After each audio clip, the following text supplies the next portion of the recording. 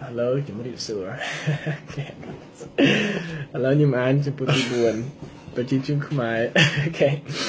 Cácខ្ញុំនៅក្មេងម្ដាយខ្ញុំបានប្រាប់ខ្ញុំថាប្រជាជនខ្មែរយើងភាគច្រើនរស់នៅក្នុងប្រទេសតែមានមួយចំនួនតូចដែលរស់នៅក្រៅប្រទេស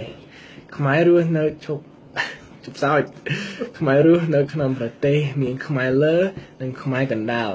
តាមប្រវត្តិសាស្ត្រខ្មែរយើងពីសម័យមុនបានចាញ់សង្គ្រាមជាមួយនឹងប្រទេសជិតខាងហើយបានបាត់បង់ទឹកដីខ្លះទើបបានជាប្រជាជនខ្មែរយើងដែលជាម្ចាស់ដីនោះបានបន្តការរស់នៅតទៅទៀតនៅក្នុងប្រទេសថៃនិងប្រទេសវៀតណាមរហូតមកដល់សប្តាហ៍នេះប្រជាជនខ្មែរសុរិន្ទរស់នៅក្នុងប្រទេសថៃហើយប្រជាជនខ្មែរក្រោមរស់នៅក្នុងប្រទេសវៀតណាមគាត់ប្រាប់ថាតាមទំនៀមទម្លាប់ប្រជាជនខ្មែរយើងចូលចិត្តរស់នៅតាមជនបទច្រើនជាងនៅទីក្រុងហើយគេមិនចូលចិត្តឬមិនទំលាបចាកចេញពីស្រុកភូមិគេទេប្រជាជនខ្មែរមួយចំនួនធំចូលចិត្តតាំងទីលំនៅ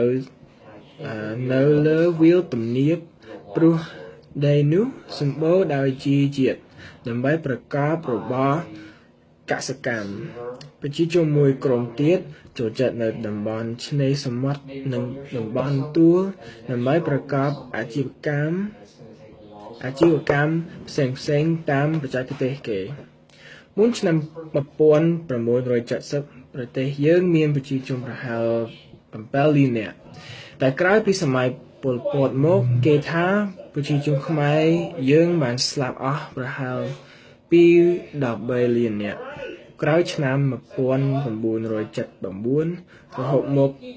ជនភៀសខ្លួនខ្មែរមួយចំនួនធំដែលនៅក្នុងជំរំថៃក៏បានត្រូវអង្គការសហប្រជាជាតិជួយយកទៅនៅប្រទេសក្រៅដូចជាប្រទេសបារាំងអូស្ត្រាលីកាណាដានិងសហរដ្ឋអាមេរិកជាដើមក្រោយពីស្រុកទេសបានសុខស្រួលមកវិញប្រជាជនខ្មែរ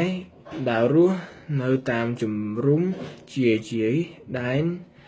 អ្នកខ្លះក៏ត្រឡប់ទៅនៅភូមិកំណើតគេវិញអ្នកខ្លះទៀតទៅនៅកន្លែងដែលរដ្ឋាភិបាលចែកដីធ្លីនិងឧបករណ៍ខ្លះសម្រាប់ឲ្យគេប្រកបអាជីវកម្មផ្សេងដើម្បី